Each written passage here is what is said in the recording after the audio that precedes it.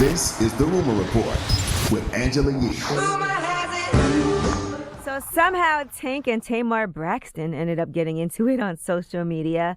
Now, it all started with Tamar Braxton actually firing her whole entire band.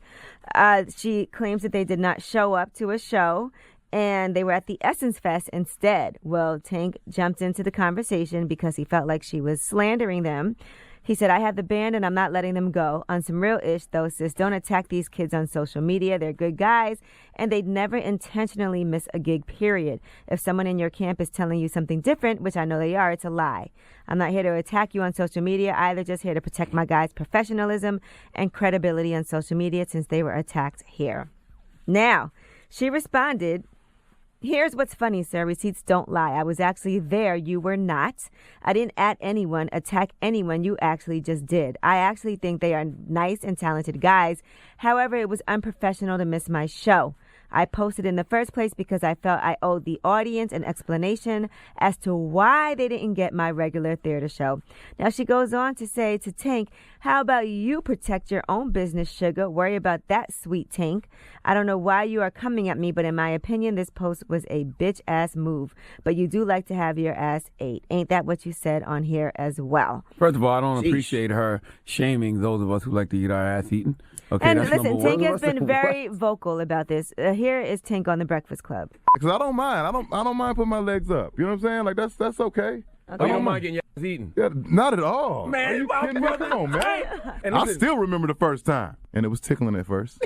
You know, by about like 10 minutes later, you know, I was, get in there, get in. I was spreading the cheeks for her. Get in all the way in. Now, me and Tank agree on one thing, but disagree on a couple things. I'm not throwing my legs in there. You put your legs in there? No, am I requesting? Get in there! I'm not requesting. Get in there! Okay, by screaming, get in there. It's not happening. All right. Oh, my goodness. Well, Jesus Christ, anyway, man. then Tank responded, the people standing around talking and recording with their cell phones are the problem. Instead of intervening when something wrong is happening, you just mind your business. I'm old school. If it's a stranger or family, if I see something that I know is not right going down, I'm stepping in. I'm not fearful of evil, and I will not stand by and let bad intentions ride. Tamar is a friend, so I didn't come for her. Like I said originally, I'm just protecting them because I know the truth. I'm not telling you people everything because you don't need to know all that. Just know a real man is in the building, hate it or love it. And he said something to Tamar, too, about nobody wants to eat your little nasty ass. Right? He did say that. He did say, he said, you won't win this one because I can show text messages between them and your husband. At least I think he's your husband. Don't get out of character because no one will eat your nasty ass. That's disrespectful because Vince clearly eats ass. His mouth is always open, ready for ass eating, okay? Vince is like, You stupid. This is always like, Well, Tamar's last response was to call Tank a queen. She said only a true queen would call a woman nasty. All right. okay. Oh, I thought somebody just did something to you. Yeah. Somebody ate your butt over there, all right? I thought you had a flashback. All right.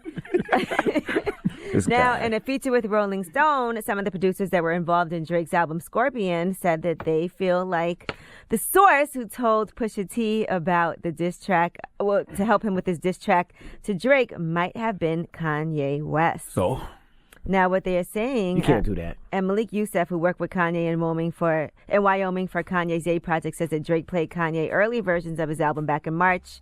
He said, you got to be careful how you move, I think. Not I think, I know. You got to be careful how you move, what you say to people, what gets out, and the whole 9 yards. That's not Kanye's fault. That's Drake's fault for trusting Kanye. If Kanye's not in your inner circle like that, then you shouldn't be telling him inner circle business. Yeah, I think that was a bad idea to play Kanye. Not if we cool and I actually about a wrote song some that stuff on was your supposed album. to be something really private. You're trying to keep everything a secret. We're neighbors. You know how I write on your album. You know how protective people are of their music?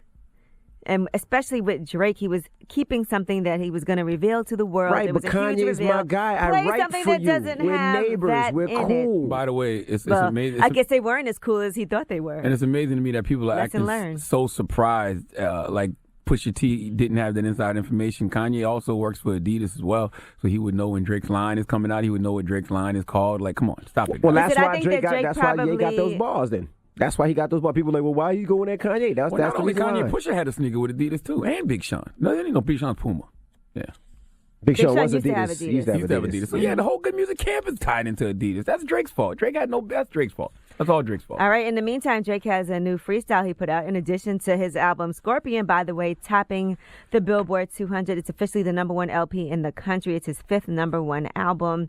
And they're saying that he sold about 732,000 equivalent album units in that week. He also is the first artist to have 1 billion streams. That's only his 5th In 1 #1? week. I thought all Drake's albums were #1.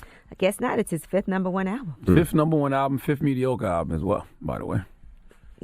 Anyway, so congratulations to him, first artist to reach 1 billion streams in 1 That fight week. is fixed, though. And you know what? They're also Why is it fixed? People are streaming the his man album. worked for Apple. Before I get to this freestyle, by the People way, are still buying his album. and he also did really well on Spotify, not just on Apple, on all streaming platforms. But anyway, take that. yeah, and come on, Jay-Z owns Tidal, so that would Jay-Z say done that- got 1 billion streams. That's what I'm saying. Fix so the that's fight, like, Hov. Stop playing that's fair. what I'm saying. All right.